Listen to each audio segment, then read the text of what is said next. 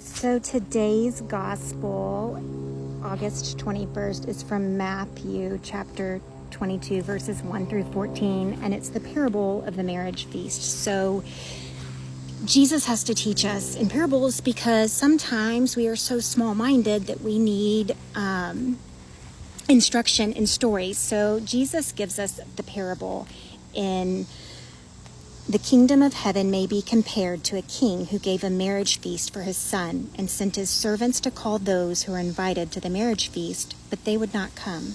Again, he sent other servants, saying, "Tell those who are invited, behold, I have made ready my dinner, my oxen and my fat calves are killed, and everything is ready. Come to the marriage feast."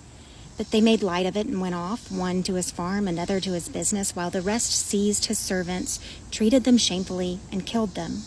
The king was angry, and he sent his troops and destroyed those murderers and burned their city. Then he said to his servants, "The wedding is ready, but those invited were not worthy. Go, therefore, to the streets and invite to the marriage feast as many as you find." And those servants went out into the streets and gathered all whom they found, both bad and good.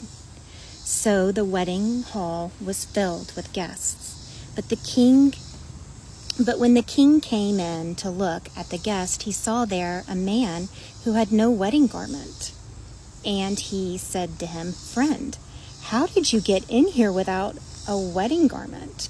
And he was speechless. Then the king said to the attendants, "Bind him hand and foot and cast him into the outer darkness, where there will be weeping and gnashing of teeth. For many are called, but few are chosen." So what does that mean?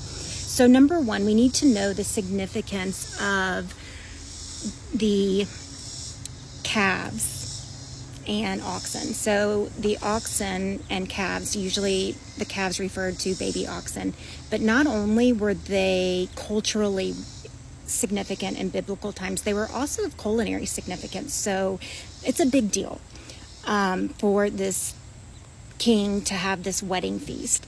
And he went and invited everyone. First, close friends, whatnot, and then he went on to invite anyone and anybody who would come.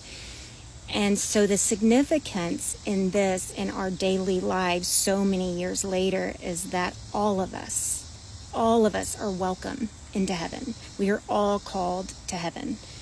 And that is why we were born. We were born in the image and likeness of God so that we can know, serve, and love him in everything that we say and do. That's a huge task, and we alone could never do that. But with God, anything and everything is possible. And so in our day-to-day lives, what does that look like?